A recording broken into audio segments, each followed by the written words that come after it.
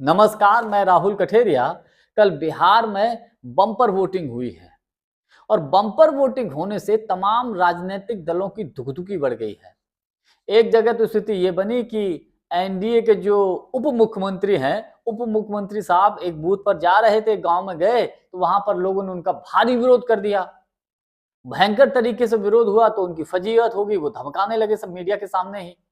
खैर, कई जगहों से तस्वीरें ऐसी भी आई जहां पर कुछ लोगों को वोट ही नहीं डालने दिया गया। एक जगह से तस्वीर ऐसी आई जहां पर नदी के एक किनारे सैकड़ों हजारों की संख्या में लोग खड़े रहे, लेकिन नावों को वहां बंद कर दिया गया। बाद में फिर कहा गया कि एक नाव चलाएगी। कुल मिलाकर उनको एक तरीके से वोट डालने से रोकने की कोशिश हुई। लेकिन इतनी सारी बातें निकलने के बावजूद बम्पर वोटिंग होना तो किस तरफ इशारा कर रहा है? महागठबंधन को फायदा या एनडीए गठबंधन को फायदा? और दूसरी तरफ नेता प्रतिपक्ष राहुल गांधी जी ने जो वोटिंग से कुछ घंटे पहले जिस तरीके से हाइड्रोजन बम फोड़ा है, हरियाणा फाइल्स उन्होंने खोली है, उसका कितना असर पड़ा है? तो इन तमाम बातों को लेकर मैं चर्चा करूं, लेकिन उससे पहले यदि आपने अभी तक हमारे चैनल को सब्सक्राइब नहीं किया है तो सब्सक्राइब कर लीजिए और घंटी के बटन को जरूर दबा दीजिए। देखिए, बिहार की स्थिति क्या है, एनडीए की अगर बात कर लें तो एनडीए गठबंधन के लिए तमाम राजनीतिक विश्लेषक या कुछ सोर्सेज जो निकलकर सामने आ रहे हैं उसके आधार पर यह है कि बीजेपी ने नीतीश कुमार जी को सीएम फेस नहीं माना। इसको लेकर इसको लेकर नीतीश कुमार जी का जो कोर वोटर्स है उसमें नाराजगी है। जहां पर जेडीयू की सीटें हैं वहां तो नीतीश कुमार जी को वोट मिला है, उनको तो वोट मिला है, उनके चाहने वाले।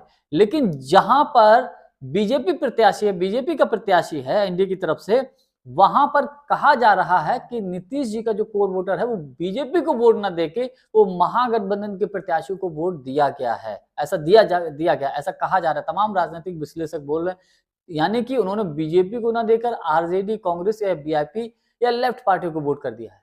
अगर ऐसा हुआ है, मैं इसकी कोई पुष्टि तो नहीं कर रहा, लेकिन ऐसा लोग बोल रहे हैं, लेकिन अगर ऐसा हुआ है फिर तो बहुत ही बड़ा खेला हो गया भाई।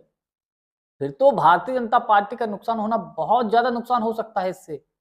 और ये सब स्थिति क्यों बनी? ये सब स्थिति इसलिए बनी क्योंकि लास्ट तक नीतीश कुमार जी को खुलकर किसी ने सीएम फेस नहीं बताया। और अगर ऐसा हो गया तो महागठबंधन का फायदा हो जाएगा, महागठबंधन का, क्योंकि नीतीश कुमार जी, फिर तो नीतीश जी की सीटें अधिक निकलेंगी और दूसरी तरफ महागठबंधन की सीटें निकलेंगी, तो फिर क्या हो सकता है? तो क्या नीतीश कुमार जी पलटी मार सकते हैं बिहार के चुनाव के बाद, 14 नवंबर के बाद? क्या स्थिति बनती है? मान लीजिए बीजेपी की सीटें बहुत कम चली गई और जेडीयू की सीटें अधिक आ गई, बीजेपी से अधिक आ गई, जेडीयू, आरजेडी, तो कहीं ऐसा तो नहीं कि नीतीश कुमार जी महागठबंधन के साथ चले जाएं? लोग तमाम तरीके की बातें कर रहे हैं और खबर ऐसी भी है कि आरजेडी के पक्ष में भी अच्छा वोटिंग हुआ है। आरजेडी यानी कि महागठबंधन के प्रति भी लोगों ने अच्छी बम्पर वोटिंग की है। हालांकि रिजल्ट क्या रहता है, रिजल्ट कोई कुछ नहीं कह सकता, क्योंकि देखिए भैया, बिहार हरियाणा में जो खेल हुआ सब जानते हैं। भारतीय जनता पार्टी साम दाम दंड भेद हर तरीके की नीति अपनाती है। तो जिस तरीके से चुनाव आयोग चूना लगा रहा है देश की जनता को, तो ये सारी चीजें तो देखने के बाद तो बड़ा संदेह है। हालांकि फिर भी बम्पर वोटिंग हुई है। बम्पर वोटिंग में रिजल्ट क्या रहता है ये तो 14 तारीख को ही पता चलेगा। लेकिन जिस तरीके से बम्पर वोटिंग हुई, बम्पर वोटिंग ने सत्ताधारी दल को जरूर बेचैन कर दिया है। और सबसे बड़ी बात, राहुल गांधी की कुछ घंटे पहले प्रेस कॉन्फ्रेंस करके जो उन्होंने हाइड्रोजन बम फोड़ा, उस हाइड्रोजन बम का भी मुझे लगता है कि असर हुआ है। लोग सोच रहे थे कि शायद इस हाइड्रोजन बम का असर दूसरे चरण की वोटिंग में होगा, लेकिन लगता है कि इस हाइड्रोजन बम का असर पहले ही चरण में हो गया है। जो वोट चोरी का जो मुद्दा है, वोट चोरी की जो बातें हैं, वो पहले चरण में ही असर कर गई।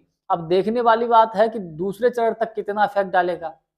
और ये भी कहा जाता है कि पहले चरण में जिस तरफ माहौल बन जाता है, उसी माहौल को देखते हुए दूसरे या तीसरे चरण की तरफ जाता है। हालांकि बिहार में 2 ही चरण हैं।